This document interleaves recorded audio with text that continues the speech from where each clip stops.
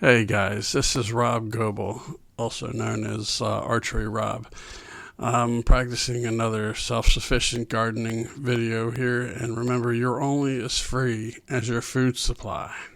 So if you're practicing prepping or whatever, you will only last as long as you can grow food for yourself. And if you just store food and don't have a way of reproducing it, if really come to shove, you'll run out of food.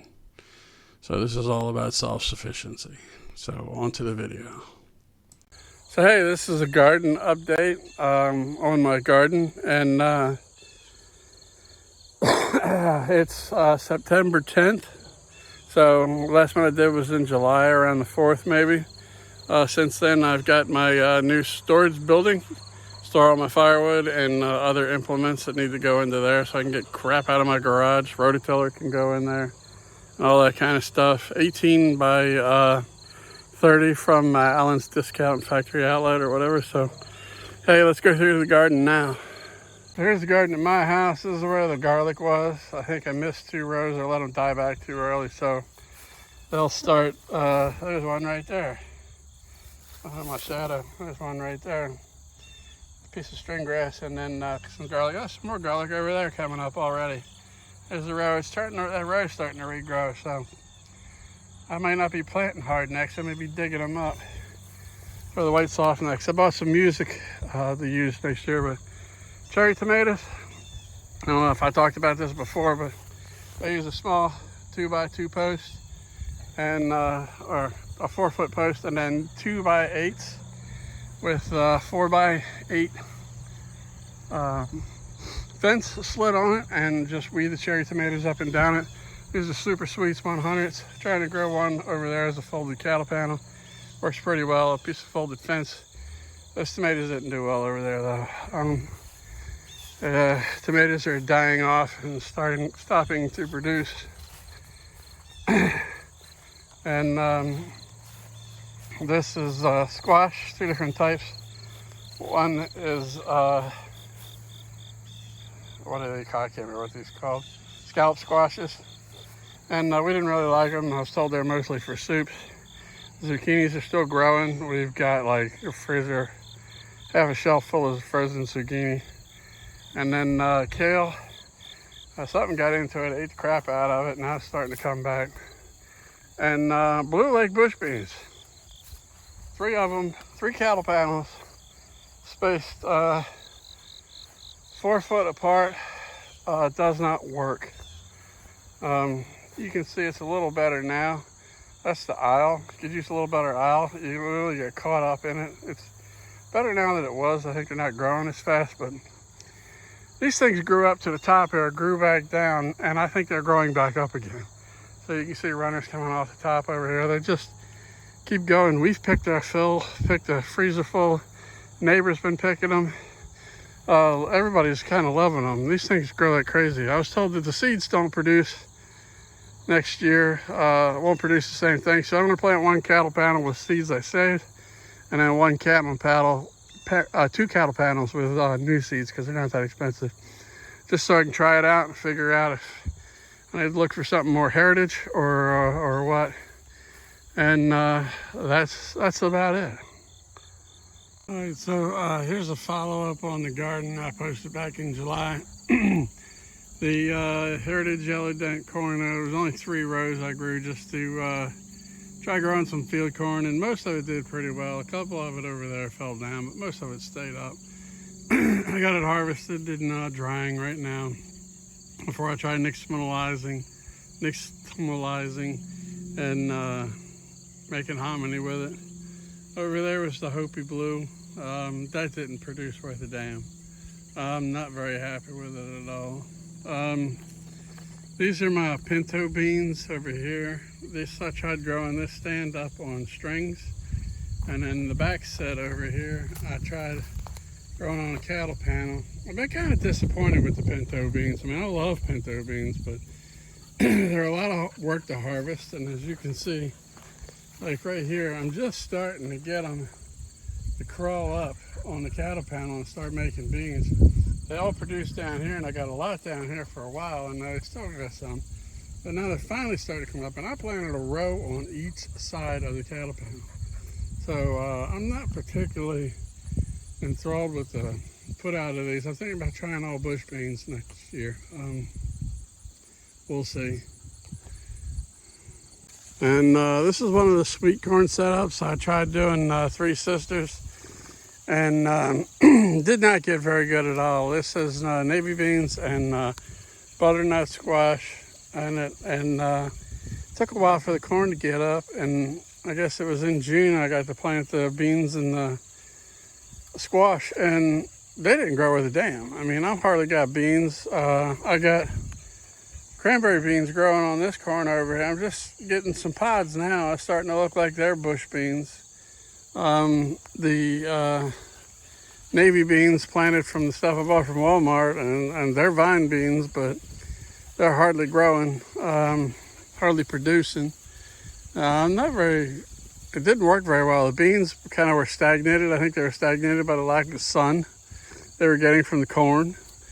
They're supposed to all work together, but it seems to me like the corn's the only thing that kind of produced. I didn't actually like this corn. I never have very good luck with sweet corn. It doesn't seem to have a lot of taste. Not using fertilizer, trying to stay simple.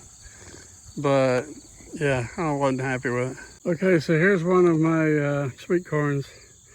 What done is the Three Sisters, and you can see right here, here's one of the navy beans starting to grow.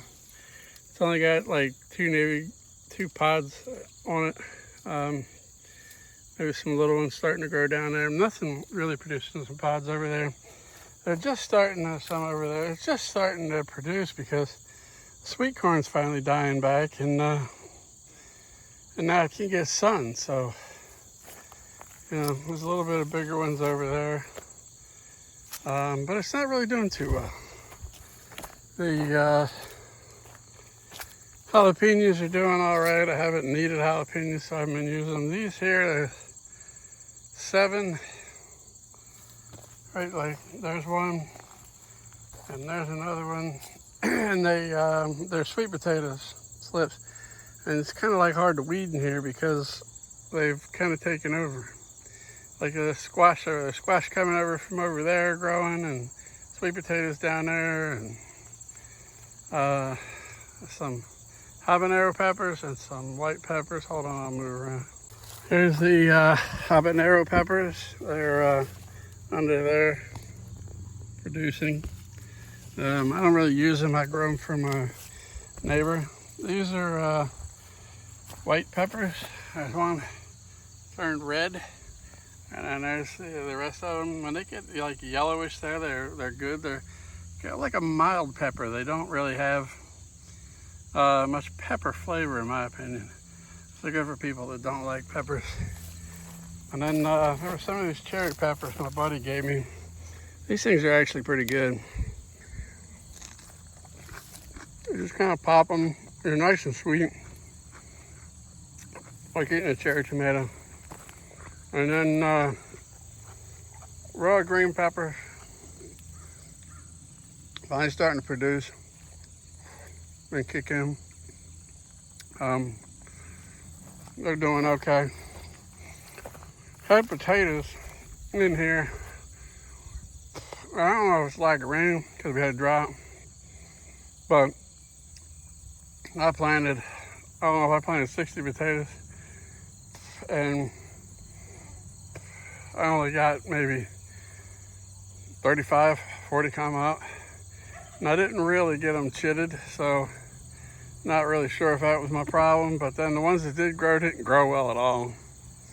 And then I was trying to grow poblano peppers, and I got no idea what in the hell these are. These right here, I grew some from seed, and here's some right here. They're a nice little red pepper. They're semi sweet. Sometimes I got a backwards this way. Oh, that was hot. Hold on. Well, hot damn, sorry about that.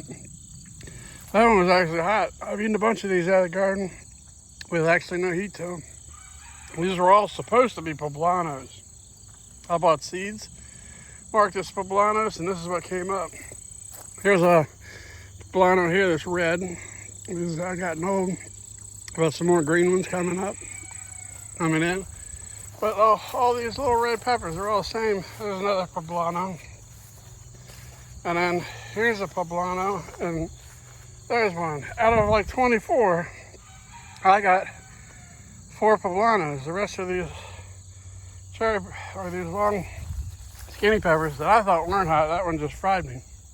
And I've probably eaten about 10 of these already. So somebody mixed up seeds this year. So hey, look over there, see? There's sweet potatoes coming over from the center of those 2 rows over there, all the way over here. Shooting over and taking it out.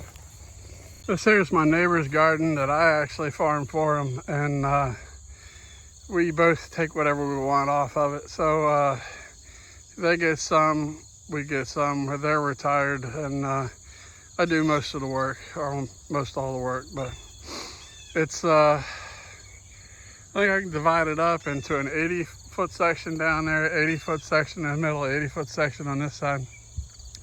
And I think I'm going to plant next year.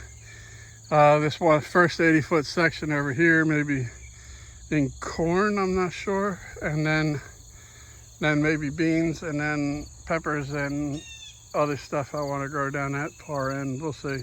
And I keep recycling everything around, doing crop rotation, because we have a little bit of problem. We're going to try adding some manure here. I think we just there's a lot of weeds, and I don't think that the pH is right. It was not enough nutrients or something.